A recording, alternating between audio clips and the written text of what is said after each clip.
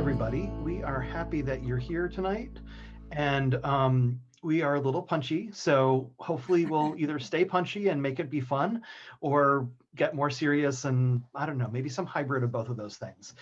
So I'm Michael Munson with Forge, and we're really happy tonight to have Joanna Woodbury and Carolyn Wozolowski to kind of lead our discussion tonight. And we're going to talk about creating meaningful relationships. So it could be creating, maintaining, developing, expanding, deepening those relationships. We want to make sure that we thank our really wonderful funding partner, the Advancing a Healthier Wisconsin Endowment at the Medical College of Wisconsin. And Carolyn and Joanna are not part of the endowment, but part of the medical college. So we're happy to be in partnership with them in this grant project. So if folks can find the chat, why don't we do a sample question? How about a sample question of, when you think about one of your most cherished relationships, what is one or two qualities you appreciate the most? Can we find the chat and do that? So when you think about one of your most cherished relationships, what is one or two qualities that you appreciate the most?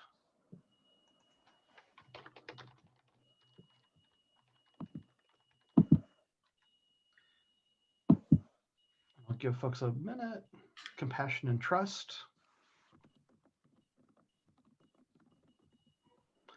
Listening. Yep.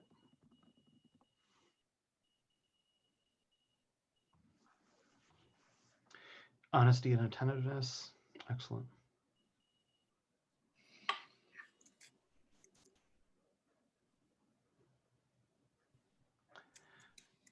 And I think it's a day for a difficulty in responding. So I really appreciate those that responded. And I know that sometimes it's hard to come up with answers to questions that we're not expecting. So I think we're going to dive in and get started. And I would love it if Joanna and Carolyn, you could introduce yourselves and get us started. I will get us started. Thank you, everybody who is answering. It does sound like the juju in the air is a little funky for people, but we're going to try and pull you out of that a little bit tonight, hopefully. I am Joanna Woodbury. I direct social service programming for the medical college's HIV care prevention and inclusion health clinics. I am a social worker by practice, and so I provide social service support in inclusion health. And I work alongside Carolyn. Yes, so as Joanna said, I also work in the Froedtert Inclusion Health Clinic, providing social service support, as well as the Froedtert Infectious Disease Clinic, primarily to folks living with HIV. I, by trade, have a counseling background, but what my day-to-day looks like really varies, but a lot of, we'll label it with a broad brush of social service support, so. So Carolyn and I are here to kind of hopefully help facilitate what we hope to be a conversation rather than a talk. Anybody who's been on with the two of us throughout this project has probably picked up that we're not big on talking at folks. So hopefully we can get some folks to kind of work with us on that. We are looking forward to talking about developing, sustaining, relationships in general, but also during this really kind of challenging time when we're fractured and disconnected for a variety of reasons, and how we do that in healthy and sustainable ways. So Michael got us started with a really great question that I think will do an awesome job just kind of leading us into our conversation. I'd like to back up a little bit in just reflecting on how we've come to where we are, and ask folks what you miss the most pre-COVID. So, you know, if we think back however long it's been now, I choose not to count often, what is it that you're missing the most? So if folks would, yeah, hugs, Yeah. Yeah, it's that physical connection. Yeah. So I totally agree. So I'm seeing multiple of like that physical contact or that face-to-face contact, that touch that we kind of as human beings really need in order to be literally healthy. And then, you know, just we're emotionally drawn to that. Yeah, having that face-to-face time with friends, travel, the in-person cues. Isn't it horrible right now, the challenges of not only not having face-to-face time with people, but then when we do get face-to-face time, we're like physically distanced and we're covered with these, so it's impossible to read emotion. These are really great places to kind of start. So part of the reason we wanted to ask this question is to talk a little bit, like to get us in the headspace of acknowledging that we have this really significant loss that we're all experiencing during this time, and finding ways to support that loss and kind of fill those gaps that we're experiencing. So tonight we're talking through building relationships, sustaining relationships, healthy relationships, all of those things that have really shifted dramatically in the last 8-ish months. So when we think about that and what we're missing, pivoting a little bit again is kind of looking inward. When we think about the friendships that we have or, you know, had in the past or seek in the future, and think about ourselves. What is it that you think of around what makes you a good friend for the people around you in your life with folks?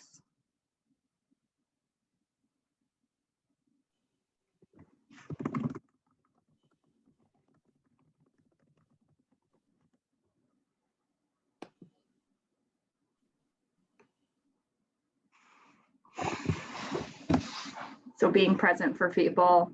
Yeah. Checking in. Yes, that is such an important one right now. Reliable, that reads to me.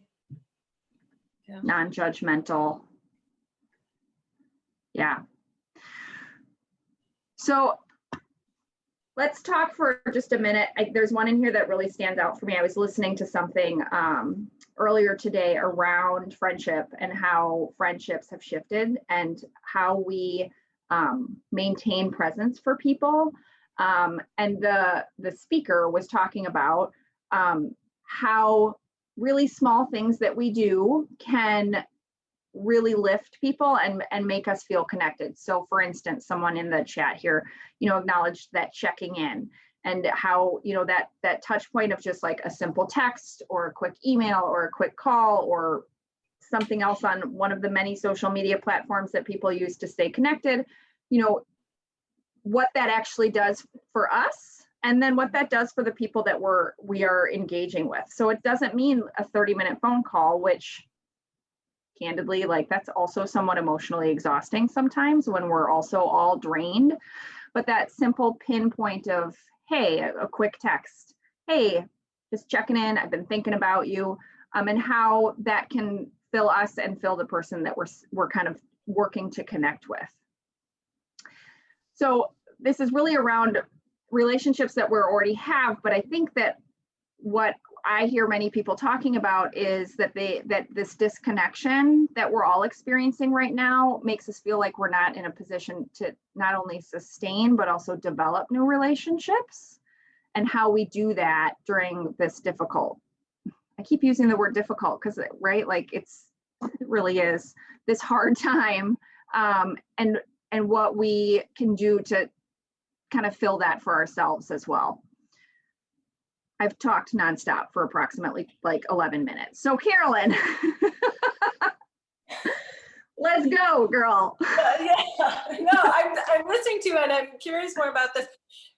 So we started with the question of what do we bring to any relationship, right? Non-judgment, reliability, support. Some of those other things, you know, what we're missing is that physicality that we can't fill by ourselves necessarily. And so I'm just thinking more about that, though I get stuck on these like pieces that we're missing. But the mutual piece, the building blocks of relationships, I want to talk a little bit about. And I think that those are the things that we bring, that we also seek in each other. So I think that what we miss and also what we can provide in this time kind of makes it a little bit more hard for us. So Carolyn, what do you consider the building blocks of like developing and sustaining relationships? Yeah, I mean, I'm thinking of relationships as basic as my mailman, right? Like saying the hello, the cordial, niceties that might be, but then all the way up to like my deep, longest term friendships, those are based around trust and loyalty, listening and safety for me, commonalities that I've found with others. Those I think are really important for me personally. And I'm wondering about, you know, what am I missing? Like, what are your best friends like, Joanna? What makes them your best friends? Yeah, so I think I agree in those points, and I feel like our like the folks who are answering are there too, but the really common theme is that we're all really missing that physical connection with folks.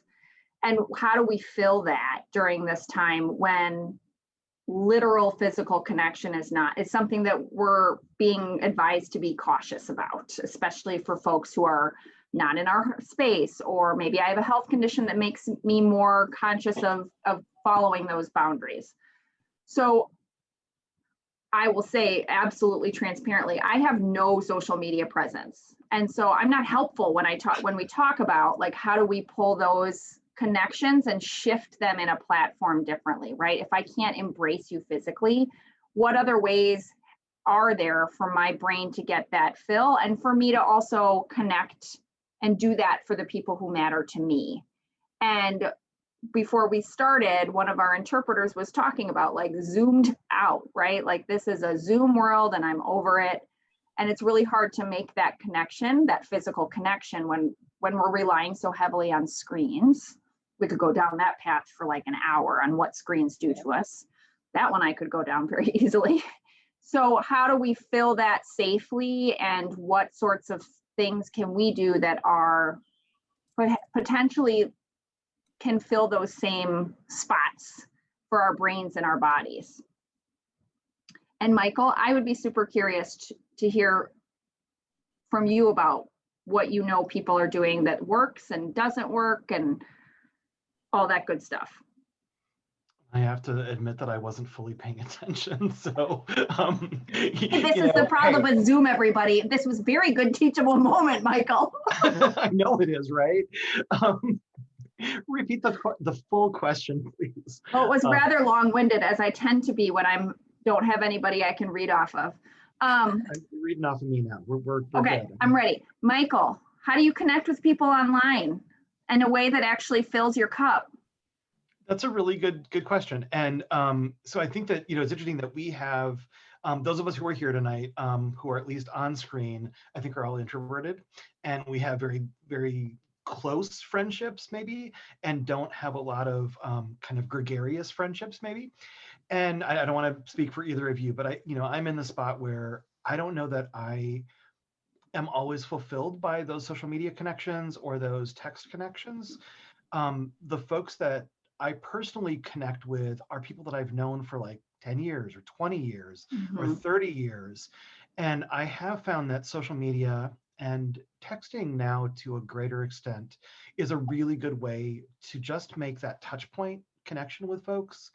And because they're such old friends, it feels really comforting. So even if it's just like, I see somebody's got a new shirt on Facebook and I can comment and say, oh, that's a really cool shirt, I feel connected with them because I have an existing relationship with them. So it's not really about building that relationship, but it's maintaining it by just that little teeny thread that, says, hey, you know, you're my bud from 20 years ago, and I care about you. Yeah, And I see you. yeah, I Yeah. see you. Even if it's just I see your silly shirt, but it feels connecting, I think, for them as well as it does for me. And I think you make a really good point. So I would agree, as an introvert, I think my experience through this is really different than my extrovert friends. And I have a really very tight group of friends, most of whom are introverts. But I will say I have a close friend who is an extrovert who is struggling for different reasons, but I think almost more significantly because an extrovert really needs that energy outside of them to feel fulfilled and full and rejuvenated. And I wonder, not everybody knows this about themselves, which is also okay. I think that often comes with some really intentional learning and sometimes with age, that we learn kind of where we sit on that spectrum of introversion and extroversion. But for folks who are participating, if you're willing, if you know this about yourself, where do you fall on that kind of spectrum? Like really pretty intensively introverted, maybe middle, more extroverted? That might help us also tonight think about how we talk through some strategies. And Joanna, just because those are words that not everybody always knows what they mean, Yeah, can you please. describe introverted and extroverted? I used it too, so. Yeah. So, and I would say an introvert is someone often will get described as being shy, and that's a really misguided description. An introvert is someone who gets rejuvenated, is energized when they have downtime that is just with themselves. When all those stimulus on the outside can feel like it's actually overwhelming, it's exhausting. Whereas an extrovert would be somebody who really relies on that outside stimulus to feel re-energized. It doesn't mean that they're super outgoing. For instance, I am pretty far on the spectrum of introversion, but no one in my life would ever say that I am not outgoing. So you can be those things, but it's how you get your energy. Shelley made a really good observation, a social introvert, right? Like, so someone who socially does not find great energy when there's lots of people around. That's a great way of describing it. So we have a lot of introverts, Michael. Yeah. We're just a group of people who maybe just want to sit here and look at each other on the screen quietly. But you know, it's really good that we have a lot of introverts, which is cool. And one of the things that I've been noticing, that even the folks that are the most introverted are still feeling this longing for connection. So even if we mostly get our energy from being alone, I think that a lot of us are still like, I really miss hugging Right. people, even if it's once a month, you know, or whatever, Yep. but missing. Well, because we're not alone by choice anymore, right? And so the part about this is that when we're introverted, extroverted in a normal, healthy, balanced world, we get to make the choice about how we fill our cup, and we're not getting that choice anymore. We've lost that. And for anybody, no matter where you sit on that spectrum, that's a really painful process that we're all just kind of cut off. So I know of a good number of folks who, wherever they land on the spectrum, are reaching out in different ways, seeking to develop new relationships, new connections. And one of the things that we talk about is how we do that safely. And how do I gauge whether this is a safe interaction or a safe new friendship or a safe online situation or a safe hookup, or, you know, wherever it falls in that kind of circle of making a new connection or reconnecting. Michael, would you start us off on safety conversation, and then? Yeah, sure.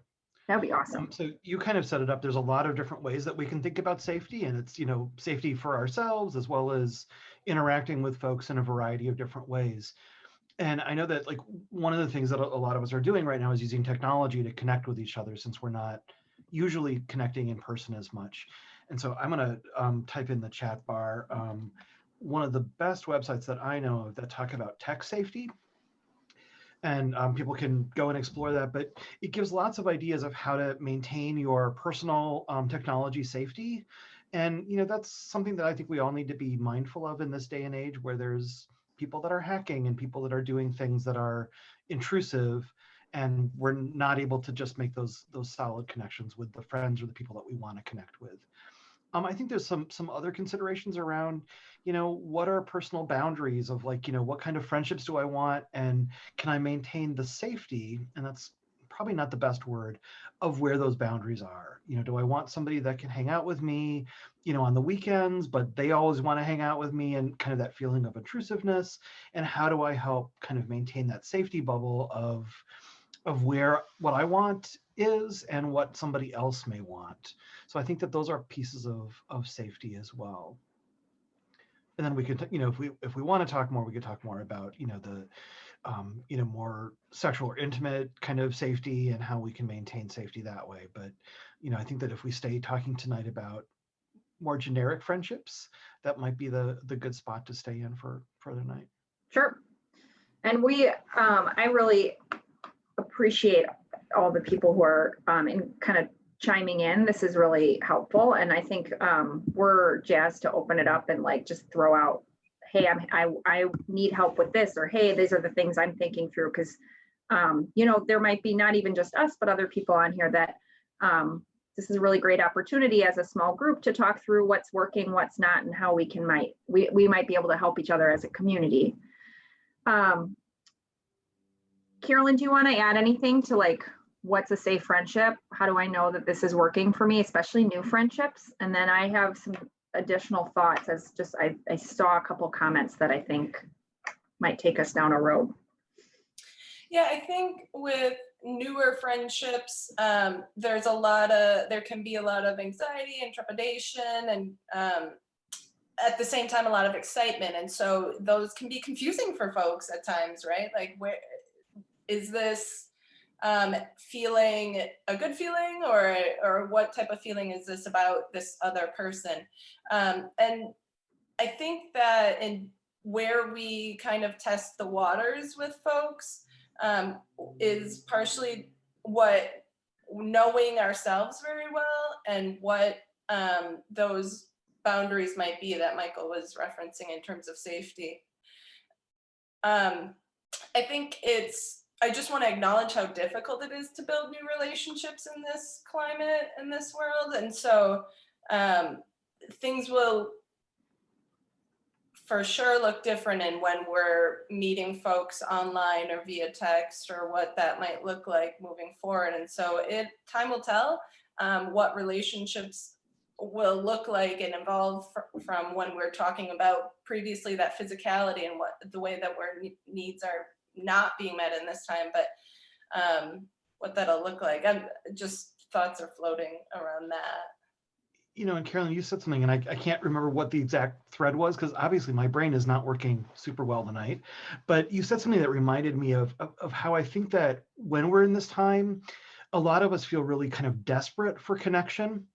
And so we might make choices that are not necessarily in our best safety, or we might take risks. And I'm not talking about COVID risks, but we might take, emotional risks that we might not take in other circumstances, because we really are so longing for that connection.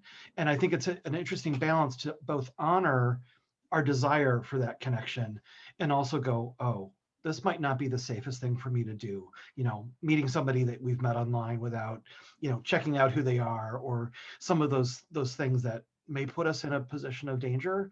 Not that we need to focus on danger, but like, I think we need to assess that and go, okay, am I acting out of kind of a sane, rational mind, or am I acting out of this just intensive emotional need for connection? Well, and I think what you're describing, right, is hunger.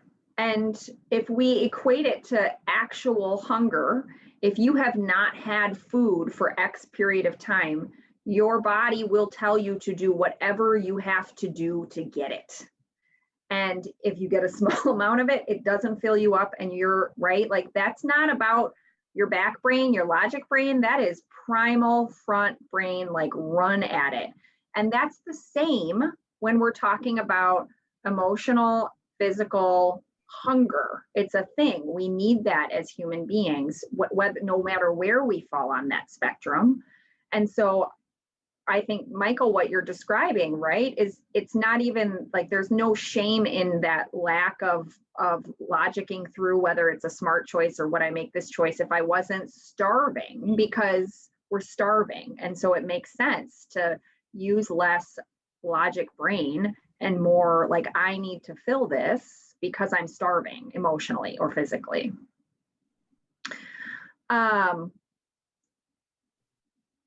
So I'm thinking about what's happening in my life as the days get shorter and I'm officially wearing a somewhat winter coat. I usually hang out and try and avoid those winter coats till like deep November, but I'm starting to accept that the things that I have leaned on to give me access to some of the people that are important to me in my life are disappearing, which is weather and nice stuff outside.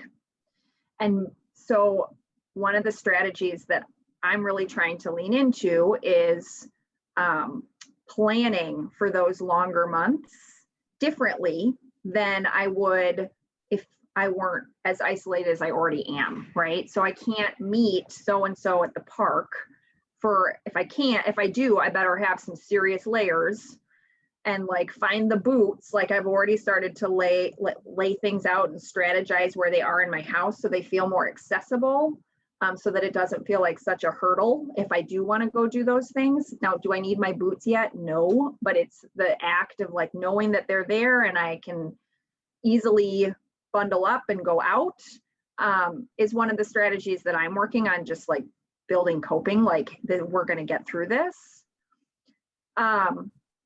Carolyn, what are you doing just in terms of like planning, developing? I was just going to ask if anyone has any other creative suggestions, because I'm kind of floundering myself and really, what am I doing? Avoidance of really Fair. denial. Those things have been large in my life. No, I think still adjusting, prioritizing. It is true. I'm still maintaining like outdoor gathering with a person or two, and really making that time and shifting other priorities in my life. Like if I need to wash the floor on the weekend, I can do that at night, right? Like I am quite honestly like cognizantly planning with folks to meet, and I would be curious if folks have other creative ideas and what their plans might be moving. Well, and there's like some cool conversation happening on the side here around like meeting people in Zoom situations, but then like making an individual connection through a social media platform, which is pretty neat. It wouldn't occur to me to do that. So that's pretty fantastic, actually. And I know of, right, there's things I have heard in my circles of like intentional Zoom meets with family members to play euchre, which PS, I don't know what that is, but they were super jazzed about it. Or other card games. So like staying connected with the people that are already in their circle, but like planning it now so that looking forward, especially as we get closer to times when people sometimes gather and celebrate for different holidays, like strategizing that I think is great. There's other things. I mean, I could go on. Like I'm kind of strategizing because I'm getting ready. It's going to be a really hard winter if I don't get ready. And yoga and happy hour virtually. Okay, so this really excites me. And now it's just going to turn conversational. I have done one happy hour virtually, and I don't know if it filled my cup or not. So this is very exciting to me that people do this and that it feels good. And yoga, that I have also done virtually. And that is pretty cool. And Carolyn, you have done some like meetups with friends and like successfully like had quirky fun times with it. Yeah, this I'll fully confess that I've had Zoom fatigue. I think I went dove head first early on when it was new and exciting. And yeah, I've had themed gatherings all by myself here with folks on the other side of this camera, this computer, and it's been super fun. Planning like a party as if you would, and each of us sharing, we would make a dish, and everyone, if they could get the same ingredients, make that dish. And so we're sharing that together. I know folks like watch movies together, and we've done that in this space back now, and color together and those things. But kind of like those novel get-togethers. I know I've also like, there was some time ago like a weekly poker game that we would play electronically, which was fun. But yeah, I think those things are going to pick back up out of necessity for that connection that we're talking about. Yeah.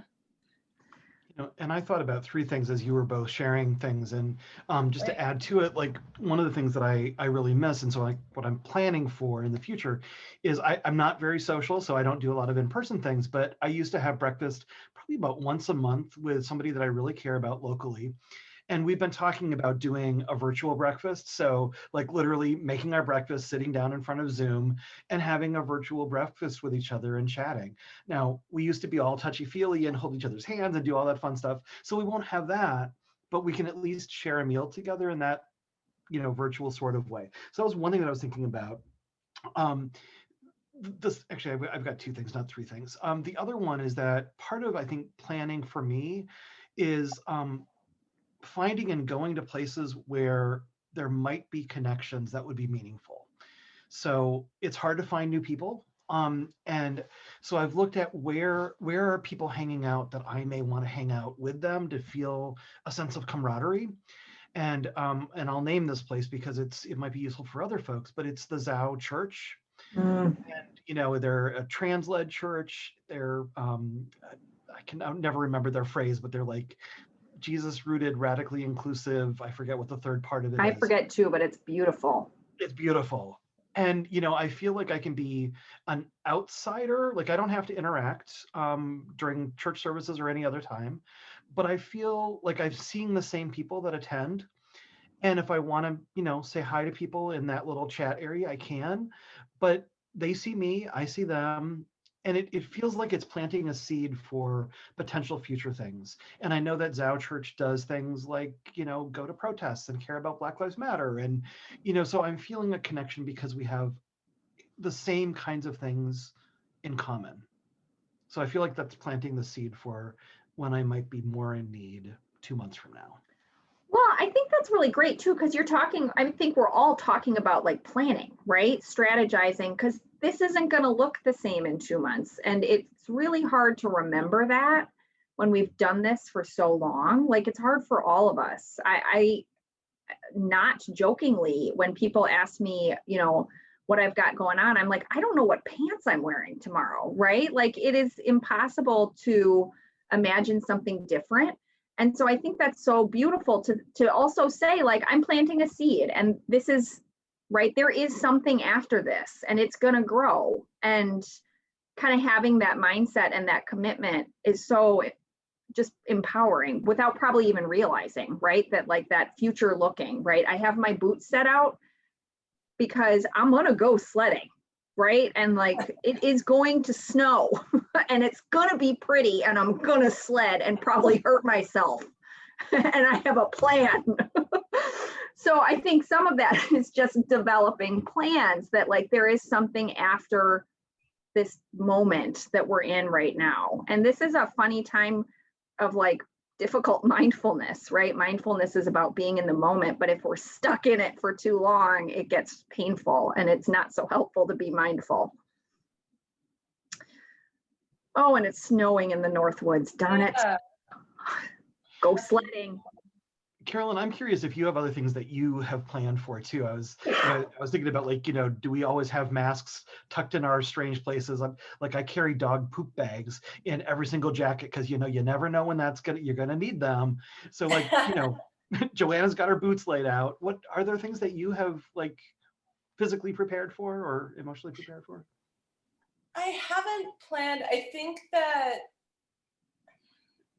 I have a very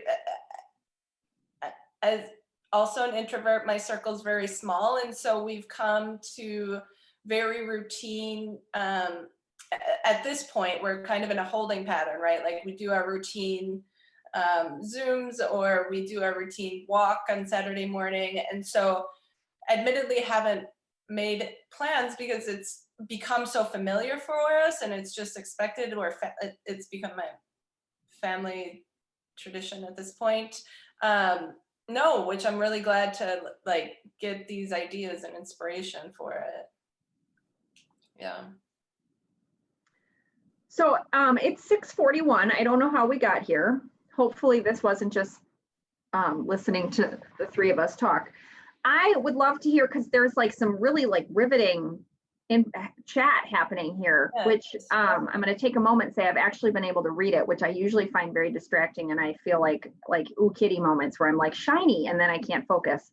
So I would love to hear from the group in the last kind of quarter of time that we have together, what we need as a group and how maybe we can help each other as we start to plan and move forward in developing and sustaining our friendships.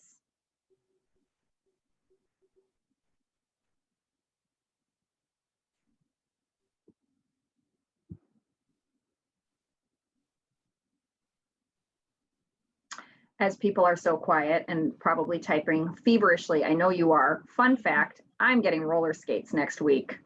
I am very excited about them. That is my other plan on how to keep myself entertained until there's ice on the ground. Yes, I'm going to hurt myself that way too, but I am okay with it. Can you roller skate with snow? That would be really fun. Oh, I can't roller skate with snow. These roller skates should have been here like 5 months ago when I was scooting myself to work, but they weren't. And I am not going to let it slow me down. I'm roller skating. They're so pretty. They're yellow with pink laces. Tell me you're roller skating to work and I'll see you on my way. Oh, I'm roller skating to work. Bring it. This goes back to having the first aid kit in the car. So Carolyn, you have to have the first aid kit in your car so that Joanna can skate to work and you can come behind and then, you know. Yeah, I'm gonna have a little knapsack. It's gonna be great. I'm gonna wear the socks all the way up to the knees. I'm all in. So we do have someone has bravely stepped in and said, just keeping up these events, providing a channel for folks to social virtually. Yeah, and that's a thing, right? Like, Michael, what does this look like for us, do you imagine, as we go into the more winter months? Logistically, like yeah. Literally? Yeah. Yeah. Well, technically, the grant that has provided the funding for the last 6 months will be done at the end of October. And Forge is definitely committed to continuing on in some way. And it may be the twice a week, it might be once a week. We will be figuring that out really, really, really soon because it's almost the end of October. Holy cow. Yeah, I know. But we know that, you know, whether we have large attendance or small attendance at events, that these are really meaningful for folks. So we are committed to maintaining that. And so I know that we have a bunch of new folks on today's call, many new people. Sometimes their presentation style like this, which is maybe less connecting, but feels sometimes safer, like for folks emotionally. And then other events are really engaging. So just, I mean, because we have new people, like we did coloring and chatting the other day, and it was really fun. We just sat around and we were all kind of introverted, did our coloring, chatted about what was going on for everybody. And it was really a good way to connect. And the people have a sense of family, that the people that show up more than one time. So that's a long-winded answer to your question of, there will be a continuation of some of what we're doing, which will be a hybrid between information and really an intention around connection. I think that's great to hear. And we haven't gotten to talk too much about it, but right, MC, our partnership continues too. So that commitment of these connections, because yeah, these are really important. And I think it's just good for us to keep saying it too, right? Like we're not disappearing anytime soon. And I love that there's just some like general sharing and brainstorming tonight too about what works and what doesn't and what people are doing. And I could actually keep going because clearly I am in like panic mode, right? Like somebody told me I was jumping out of a plane 2 months ago and I packed. So I've got stuff.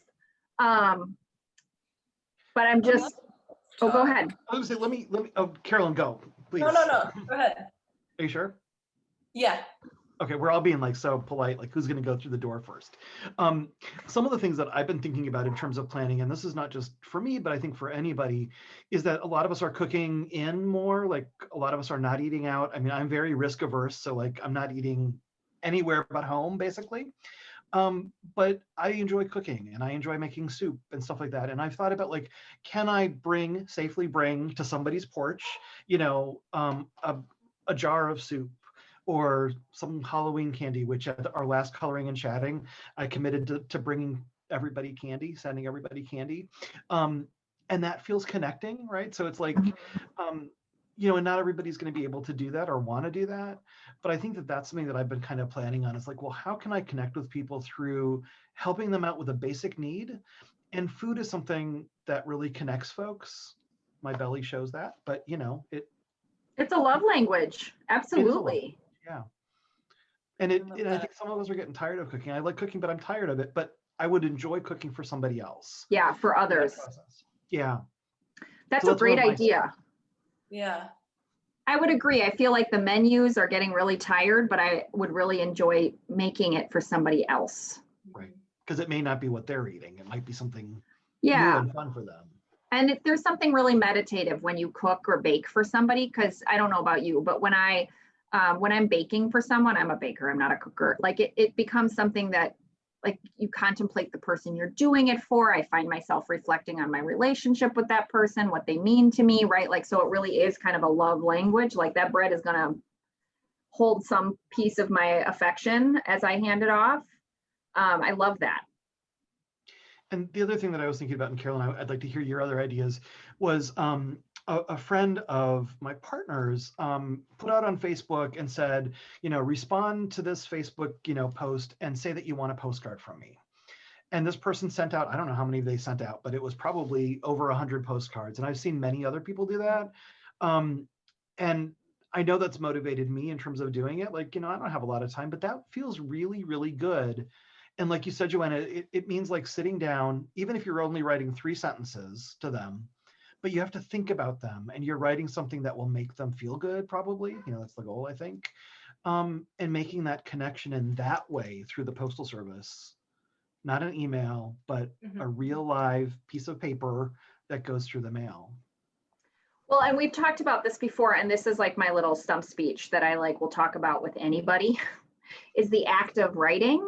And actually the act of cursive and what that actually does in our brains, and that it activates both sides of our brains. It's the coolest thing, y'all. It's actually really good for us to write in cursive. And so that physical act of writing it will make you feel different, literally, like chemically, than if you were typing something out to someone, which is just so cool. Carolyn, what were you going to say? I lost it what we were, that was what before Michael said. But no, I'm just thinking about the postcards that are sitting in my stack right here that I have to get stamps for. That's all. Yeah, it's fun. It's a mutual beneficial relationship builder, I think. And if you open your mailbox and there is something in there that is not a political ad or a bill, oh my gosh, that only happens once a year and it's your birthday usually. So like, I don't know about other people, but like handwritten my name all beautiful on an envelope, and you can look at the envelope and be like, that person actually, like, this is a real life something. That's very cup filling on my end. And I think along that lines is like, again, this is not something that everybody can do, but like, I've chosen to find, little things to send to people. And it's not at Christmas, it's not at, whatever holiday, but it's like, oh, I've thought of you and I have the financial resources at this moment in time. So I'm going to get this and send it to you. Or like somebody made me masks and they were going to be way too small. And I'm like, oh, I know somebody who would love these. Like one of them was like a get out the vote. And it's like, that is something else that like is going to show up in their mailbox.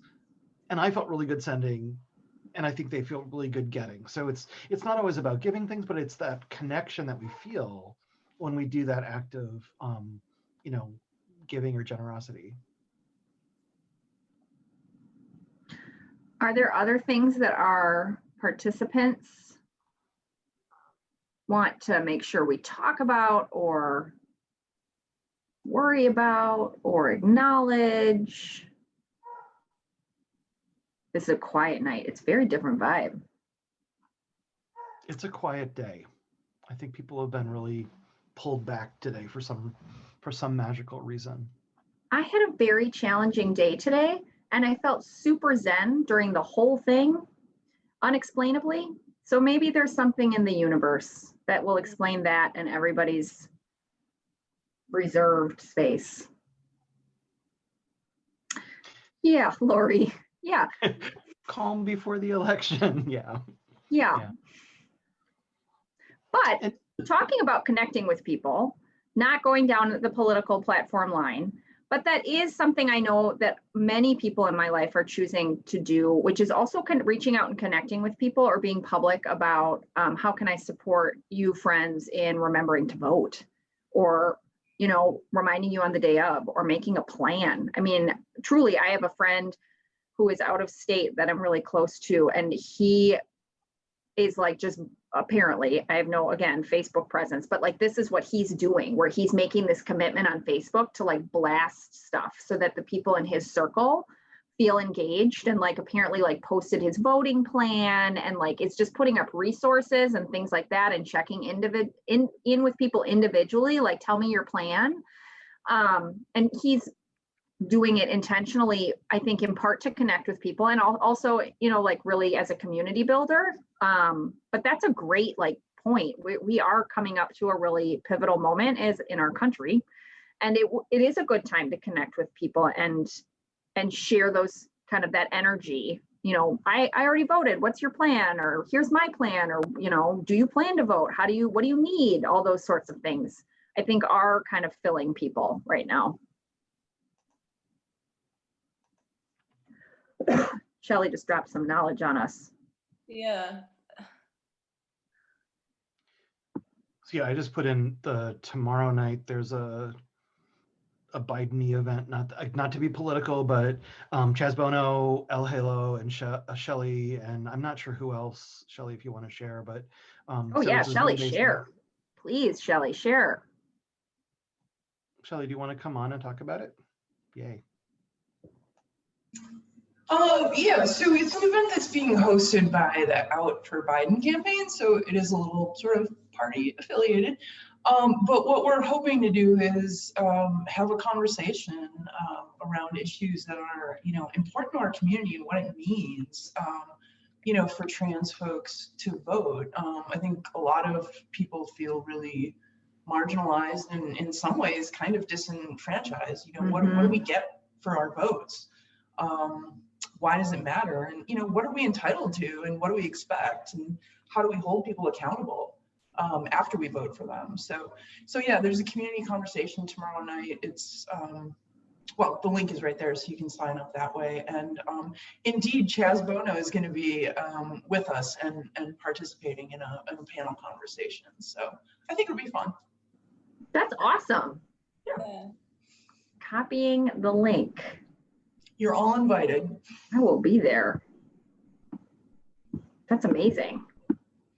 Yeah, and we'll talk about some other practical things as well, like voter ID in Wisconsin for a few minutes, and just kind of cover, you know, some tips about what folks can do if they're concerned about going in, voting in person, and having, you know, identity documents or an ID that don't precisely match their appearance. So we'll talk about some of those things as well quickly. Great. Yeah. And Shelley and everybody, I just put in a link too for, Shelley did an event a week or two ago on planning your vote, and it's very Wisconsin specific, but Caleb, our staff person, divided that session into 5 parts so that you can kind of grab the part that you want to listen to. So it does address things like identification and all of those other good things. So I encourage folks to to take a look at that as well. Also great. And a little tech tip, if people want to save the chat, you can click on those, you can click on the chat and then click on those little 3 buttons at the bottom, 3 little dots, and save the chat so that you don't have to write down all the whole links to things. So Joanna and Carolyn, we have 4 minutes left. What would you like to talk about to wrap us up, finish this out? I just think this was a little chiller than I had in my head. I love when expectations are different than reality. And I think the takeaway, maybe that's what I'll talk about. The takeaway that I think I heard is that people are really able to acknowledge what they're missing, that there are things happening around us, and that we can make kind of a survival kit plan. And there's a lot of different things and tools that we can put in that kit. I got some myself this evening. So I think that my survival kit tool is going to be adding maybe some baking for folks. Thank you, Michael, for that. I think something positive that I'm happy to see is that folks are connecting and using not just this space, but other spaces to meet new people, and that it's working for folks out there, these platforms that are new to us or that are becoming part of our everyday life. That's something that I'm really happy to hear. So, Michael, what's your takeaway? My takeaway is actually stuff that we haven't talked about that I wanted to make sure that got in here. So I'm not playing by the rules. When we were kind of talking about this ahead of time and kind of going on the fly, I thought a lot about gratitude and grace, and how in this period of time, I mean, I think gratitude is really important no matter what time we're in, but being really appreciative of the people that are in our lives, or who might come into our lives, and letting them know that we appreciate them, the little things, the big things, the any kinds of things. And grace is the second piece of that, which is, this is a really tough time, and people have a lot of really hot emotions right now, election, COVID, pick the deal. And can we be a little extra kind to the folks around us and not jump on them when there's a disagreement or when something is happening? So that was kind of one piece. And then the second piece of that is, I think sometimes we don't take in the good feelings that we have. Like we have a moment that's really special with somebody, and then we just move on to the next thing because our world is fast, and we just jump from one thing to another thing. And so how can we just take a moment and say, wow, I really, really enjoyed having breakfast with my friend on Zoom. That felt really good. And just kind of like embodying that and just remembering what that physical sensation felt like, that emotional sensation felt like, and trying to like kind of take a snapshot of it so that it'll fill our cup later when we don't necessarily have it in front of us. So those are my takeaways from our non-discussion. Well, but I feel like we discussed some of that, right? You just articulated things, right? Like your gratitude is baking for somebody. And yeah, I mean, right? I think it's great. You've just articulated things that we were describing but not articulating. All good. Well, this is really great. And I know that we had a chill night tonight instead of a, faster paced night. And sometimes that's really important to just, connect with folks and be with folks. So I think that we should check out for the night, and hopefully people can go and find some regenerating, connecting, alone, whatever it is, time that you want to spend the rest of the evening with. So thanks everybody for being here. And thanks Joanna and Carolyn for leading the show tonight.